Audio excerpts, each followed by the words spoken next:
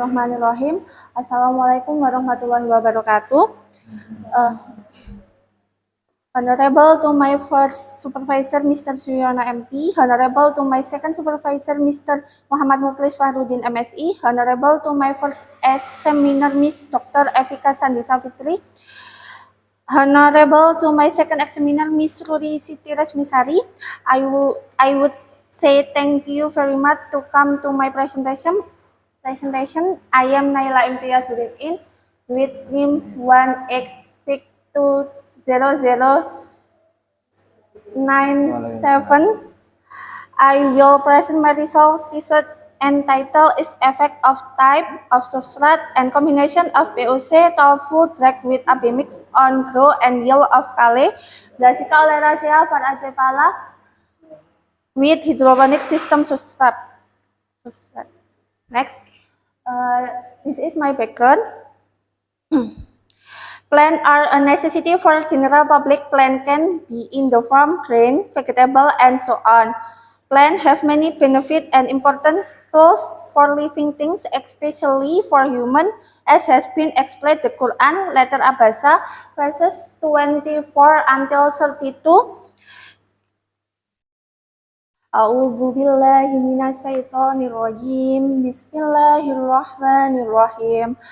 Falyanzuril insanu ila ta'amih anna sababnal ma'a sabba thumma saqaqnal arda saqqa fa'ambatna fiha habba wa inaban wa qadba wa zaitunan wa nahla wa hadha'iqa hulba wa fakihatan wa abba mata'al lakum wa li'an'amikum. And the meaning, so let the man pay attention to his food. Indeed, we have brought our water from the sky in abundance. Then we split the earth in the best way. Then we plant grapes, vegetable, olive, date palms, shady garden, fruit, and grass. All of that is provided for your pleasure and your livestock. Next, the result.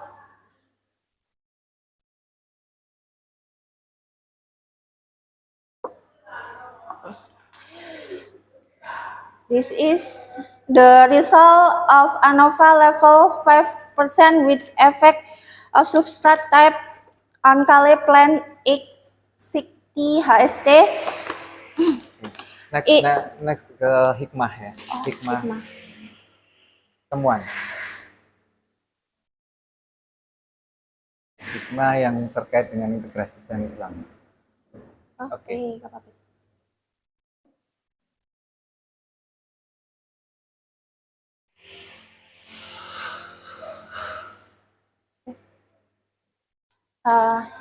Next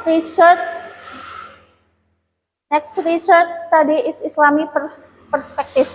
I use three letters. Number 1, letter Al-A'raf verses 58, and the meaning, and good soil the plant thrive with God permission, and bad soil the plants grow miserable. Thus we explain repeatedly the site our goodness for those who are grateful. And number 2, I use letter Al-Qamar verses 49 with the meaning, indeed we have created everything according to measure. And the last, I use letter An-Nahl with verses 10 until 11, and the meaning, it is he who has sent down water rain from the sky for you, some of it for drinks, and some of it fertilizer plant for you to spend herb your livestock with the rain, because to grow for you plant olive, dates, grapes, and all kind of fruit. Indeed, in that there really is a sight of Allah greatness for people who think. Oke. Udah ya. Saya bertanya duluan. Oke, terima kasih. Assalamualaikum warahmatullahi wabarakatuh. Waalaikumsalam warahmatullahi wabarakatuh. Baik, judulnya ini tentang ini ya, pengaruh jenis substrat. Nah, dan seterusnya itu pertanyaan saya di awal di bab 1. Bab 1 latar belakang. Perspektif Islamnya. Perspektif Islamnya. Apa yang melatar belakangi penelitian ini? Dari perspektif Islamnya, eh, saya ingin memanfaatkan bahan limbah yang awalnya diduga memiliki kemudorotan, yaitu salah satunya dapat mencemari lingkungan, dengan langsung dibuang saja, baik ke tanah atau ke sungai. Dengan melakukan penelitian ini, saya mempunyai pemikiran bahwa ampas tahu tersebut dapat digunakan lagi untuk sebagai pupuk organik cair yang mana dapat bermanfaat bagi pertumbuhan tanaman. Ya, baik. Jadi salah satunya adalah ini tanggung jawab kita sebagai khalifah ya, untuk menyelesaikan masalah lingkungan salah satunya. Baik, di sini ada ayat ya. Ada ayat di bab 1. Sebenarnya peran ayat di bab 1 itu apa? Salam. Peran ayat di bab 1 di sini menjelaskan bahwa Allah Subhanahu wa Ta'ala bisa menumbuhkan apapun dan dimanapun sesuai kehendaknya dengan melalui perantara air yang diturunkan dari langit, yaitu hujan, sehingga tumbuh-tumbuhan dapat bertumbuh subur dan baik. Jadi di peran ayat di bab 1 latar belakang itu sebenarnya berfungsi untuk menjadikan landasan atau motivasi atau inspirasi untuk kita melakukan riset ini. Jadi sebenarnya peran fungsi ayat di bab 1 itu.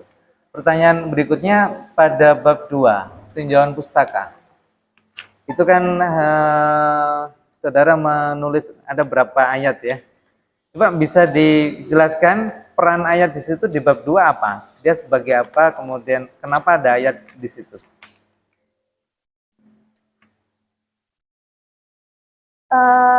Ayat di tinjauan pustaka berfungsi untuk menjelaskan perspektif mengenai hidroponik secara Islam, yang mana hidroponik ini dapat menjadi salah satu pilihan di masyarakat untuk menumbuhkan atau bercocok tanam tanaman selain menggunakan tanah.